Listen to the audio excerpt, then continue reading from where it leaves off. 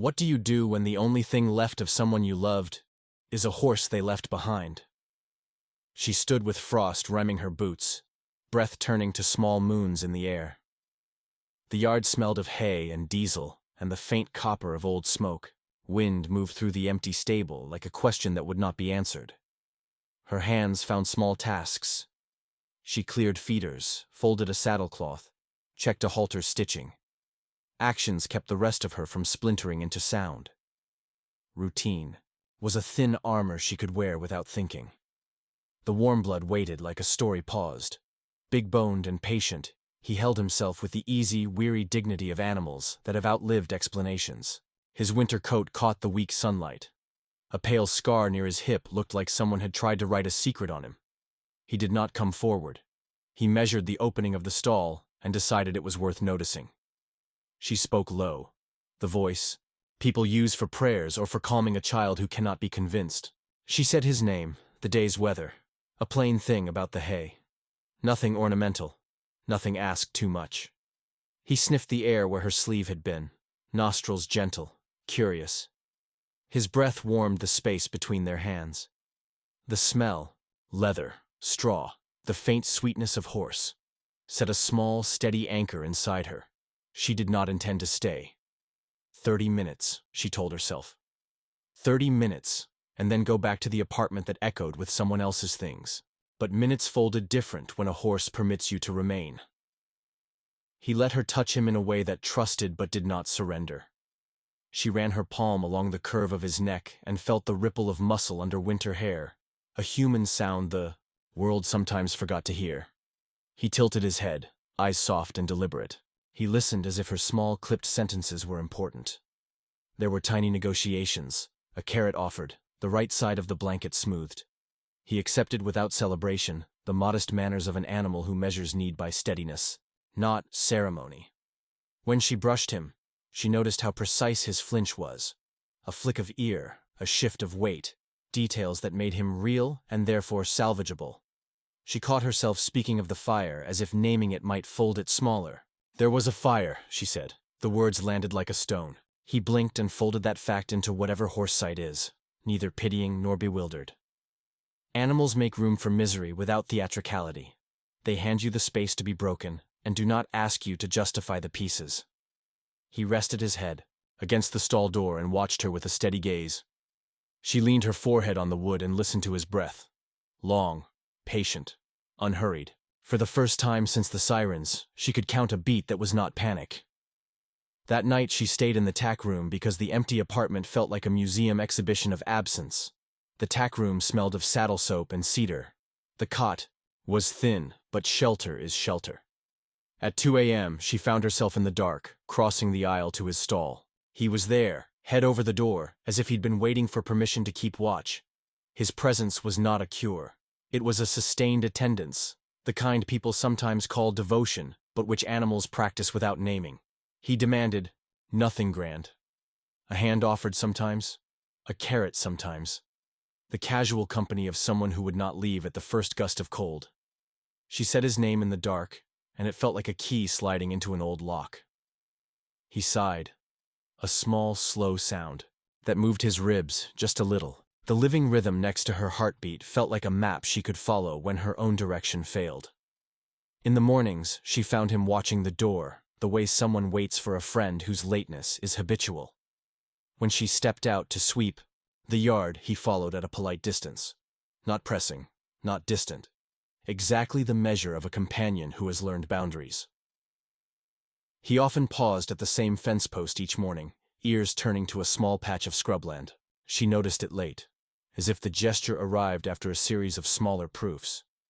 Animals keep records differently. Repetition is their archive. Her grief did not arrive as a single wave, but in small, private tremors. A ribbon on the tack meant a memory. The smell of burned wood in the feed room made her hands shake. Yet in the steadiness of his breathing she found a tiny permission to be less vigilant. He was a patient measure against the jaggedness of her days. One afternoon she discovered a scrap of leather tucked in the stall, a loop of old rope with a knot worn soft by time. It was nothing, an ordinary remnant, and it landed in her palm, like a coin that might have currency only in a pocket she had forgotten. She held it to the light and felt a small, hollow relief, as if a thin thread connected the thing to someone absent. When she spoke of the person who once owned the horse, her voice got thinner. She avoided full stories. Names were heavy, dates were heavier. Instead, she told tiny truths. The horse liked apples better than carrots. He flinched at thunder only for a breath.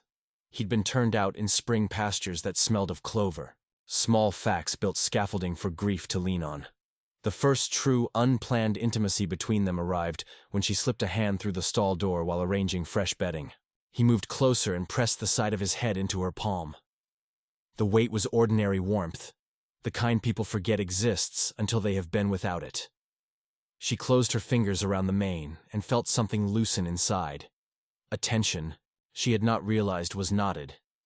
He stayed when she left. He followed at the edge of the yard, then across the gate, as if the simple act of walking together remapped their world. It was not loyalty rendered as spectacle. It was the quiet, practical rearrangement of two beings deciding to share a path. She turned once to check the route, or perhaps to measure whether she could leave.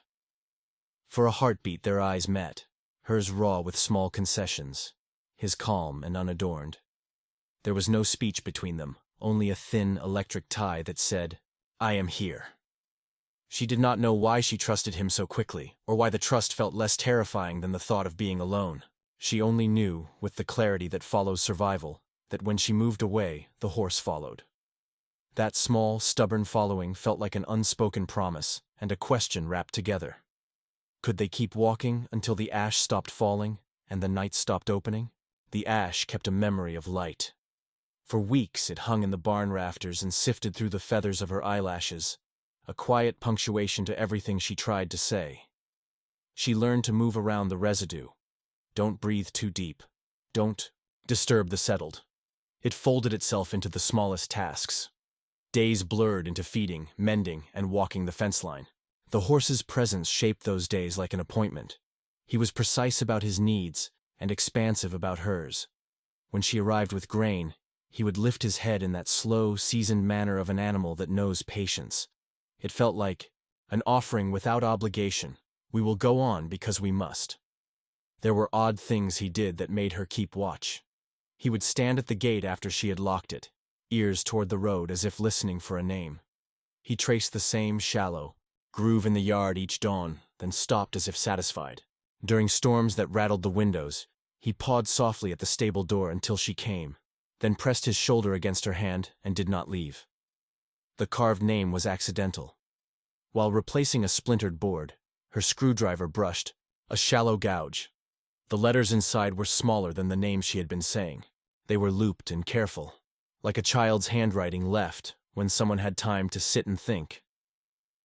Her fingertip found the letters, and the sound against the grain was a private bell. The name unlocked a memory she had been avoiding. Coffee. Gone cold the night before the fire. A text she did not want to open. The memory narrowed until it felt like a film spool. The person she'd loved had written to say they were leaving for a day job across the county. They had promised to be careful. They had not been. The horse smelled of that person in a way no object did. Scents layered like thin maps. Sweat from a winter ride, the lemon oil of a used saddle, the loose warmth of a hand that had leaned into him. The carved letters might have been that person's small signature, a breadcrumb left in wood. She started talking out loud when she worked. It made the barn less spectral. She spoke of weather, feed, the way the horse shifted when rain threatened. She read aloud while cleaning, lines from a book, a recipe blog, anything that put ordinary speech back into the room. He listened with the steady attention of a being built to notice small changes. A rusted chest revealed itself beneath old blankets. Inside were photographs wrapped in oilcloth. Her hand trembled unfolding the first one. Sunlight caught a younger version of the person she had loved, laughing. The same hand patting the flank of the horse she knew. There was a leather journal, pages smelling of rain. Notes in the margin catalogued care. Turn out March. Prefer apples. Check front shoe. The banal intimacy of those notes steadied her more than they broke her. She began to read the journal aloud, the horse at her shoulder, half asleep and wholly present. The entries slipped between practical instructions and private jokes. One line stopped her. He will stand when needed. He remembers the small gift of being held. It sounded like a covenant between a person and an animal, and between anyone learning how to survive another's absence. The breaking point came as an accidental disclosure. While fixing a fence, she unearthed a charred scrap of fabric that matched the jacket worn the last time she saw them. When she held it up, the dam she'd been keeping together crumbled. She made a sound like an animal, raw and unguarded, and fell to her knees. Tears soaked her sleeves, and the field shrank to the small orbit of that moment. The horse approached, without fuss. He crushed his muzzle into the curve of her shoulder and grounded her. The pressure was soft and deliberate, a presence that said, "You are not alone in this."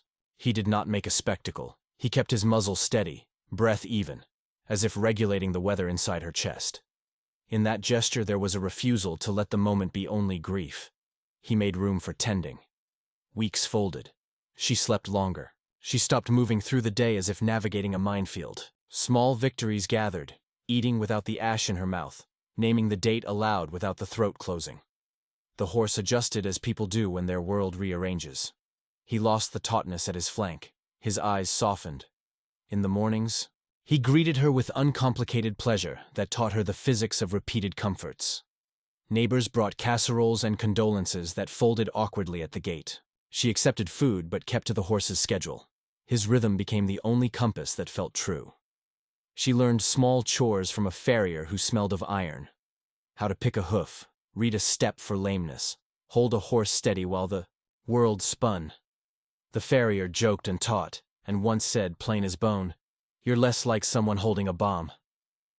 One bright afternoon he led her to a hollow she had never seen, nosing a fence post until she followed. They crossed a low ridge and found a shallow stream with stones visible under honest water. He drank and stood waiting, watching her as if to make sure she would drink too. In that ordinary light she understood she could keep memory and still step forward. The horse did not erase the past. He held a place beside it. In the slow accumulation of small returns, she discovered a life that could contain both, and the mornings kept renewing. She never pretended the past was gone. Sometimes the smoke returned in her dreams and the chess photographs still made her throat sting. But the horse had taught her how to sit with the ache instead of trying to excise it. He taught the patient physics of presence, how to be where you are and let the world keep happening. Healing arrived as 100 small, unremarkable mercies stacked day by day.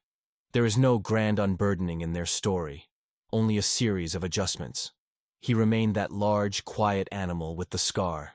She remained the person who sometimes woke in the night. Together they kept walking, and in the small, repeated act of showing up for each other, they learned to live with the absence rather than around it. If this story touched you, subscribe, leave a comment, follow, and press the bell icon to watch daily videos and enjoy.